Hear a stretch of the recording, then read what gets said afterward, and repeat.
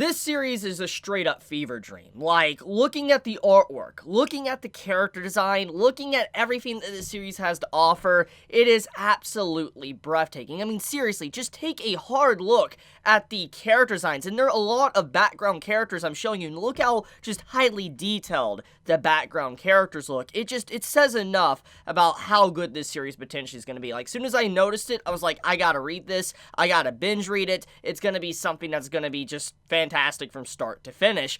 And so many of you are probably wondering, what is this series? What is Jungle Juice about? Is it worth your time? So, if any of you recall, a few years ago, there was an anime and manga that was very popular called Terraformers. It was a series about a bunch of individuals that got bug DNA mixed into them, and then they went to Mars to be able to, terraform it to have a whole new planet for humanity to live on. However, because of the terraforming and what they did to the planet Mars, eventually cockroaches gained sentience, and then, they had to fight against the humans that had bug DNA mixed into them. That was a series that was very popular many years ago. I do wonder how many people actually remember that series. And if you do, and you enjoyed that series, then that's pretty much the premise of Jungle Juice with some extra steps, and there is some core differences, but overall the theme of a human being mixed with bug DNA, that is still very relevant to what Jungle Juice is about. So if that has caught your attention, then instantly, like I said, you should probably go out of your way and read it. It is a really good read so far from what I've seen, and it's just getting better and better with each chapter that I have read.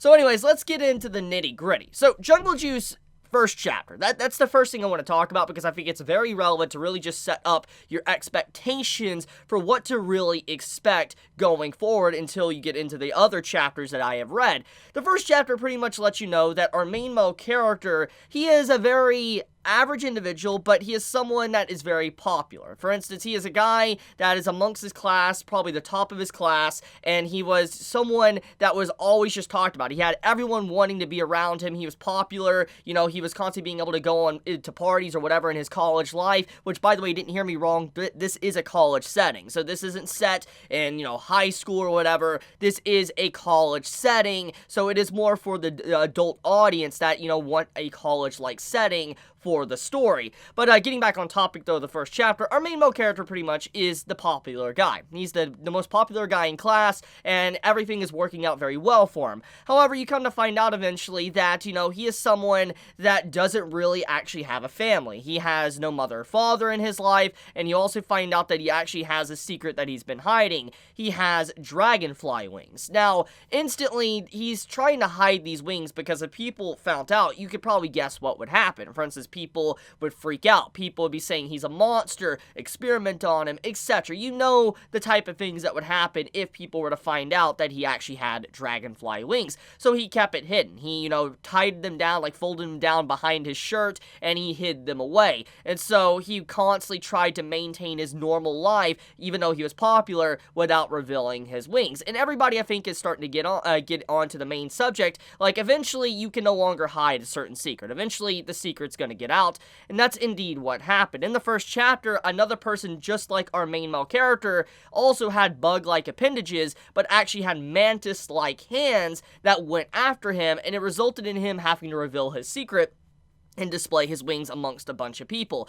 Now, even though the entire video clip that was recorded of him was, it came out basically saying that it was fake and all that, it was just a publicity stunt, his entire reputation was very tarnished. People started to think he was a freak. People started actually wondering if he did have wings, and they just started messing with him. And so because of that, he fell from his #1 popularity spot basically down to the bottom of the barrel and became very isolated, and he find out that basically this is where his life just starts to, spiral on down. And he eventually gets into the point to where he's just like, he doesn't want to live anymore. He's just done. And eventually he comes in contact with a person and gives him a whole new opportunity. Like, hey, you're not alone. You're not alone anymore. You can actually go to a place that has very similar people just like yourself.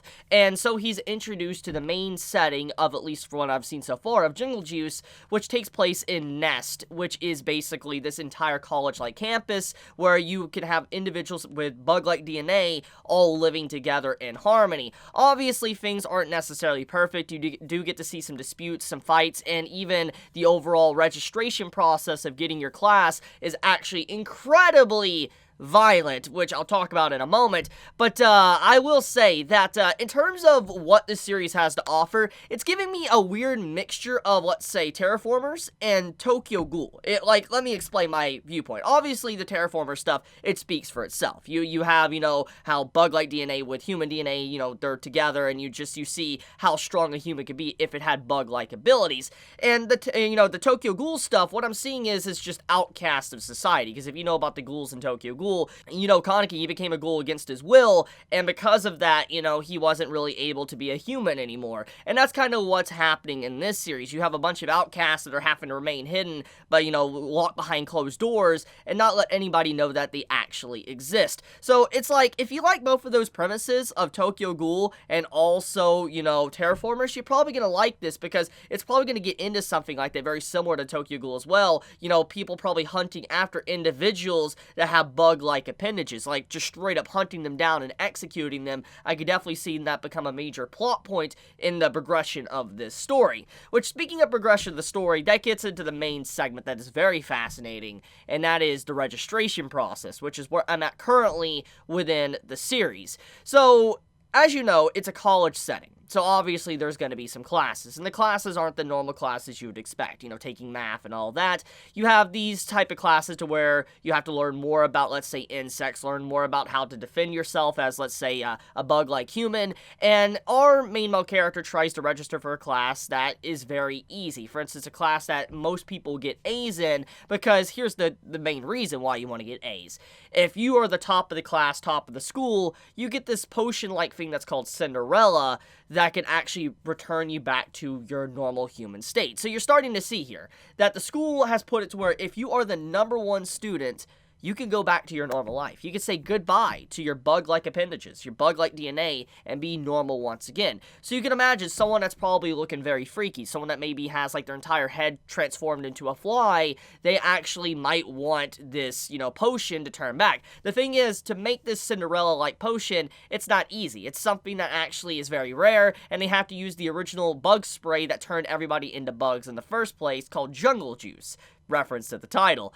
And because there's such limited supply and they don't really know how to make it properly, there's only a few remaining left. So basically, only about a year or two maybe is left of supply, and once that, there's no longer any possible way for potentially a student going back to their normal way of life. So you're starting to see kind of why the registration process might be very difficult, because a class that has a teacher, a professor, giving out A's left and right could definitely help you boost yourself up into getting that potion to return back to normal. So everybody was competing to get into it using all of their bug-like, abilities and stuff, and it resulted in just a lot of, gruesome fights, etc., just, going out left and right. But eventually, our main male character does manage to actually get, the registration process complete, but he doesn't get in the class that he actually wanted. So, it's a really good start so far. I do think that Jungle Juice is something that definitely is different from anything else that I have currently read on the WEBTOON app.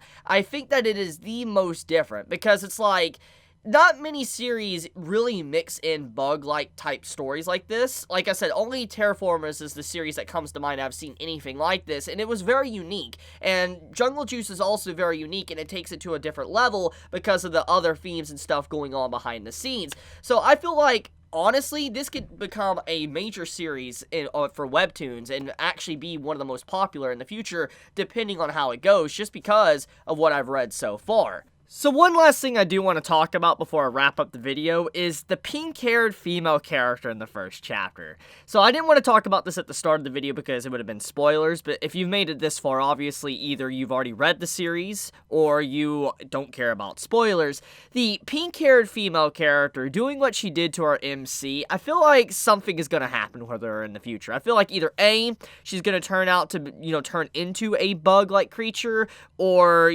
B, she's going to probably feel like she was awful for what she did to the MC, and she's gonna ask for forgiveness. One or the other is gonna happen. I just feel like it isn't the end of the pink-haired female character that we got to see in the first chapter. I feel like she is gonna be relevant story-wise in the future. But, yeah, I like it. I cannot wait to read more, and I want to say I thank you all for all of you that have recommended me to actually, you know, read this series. I've had so many people continuously recommending me to read Jungle Juice, and I finally sat down, gave it some time to read, and I can't wait to dive back into it and read it some more after I'm done with this video.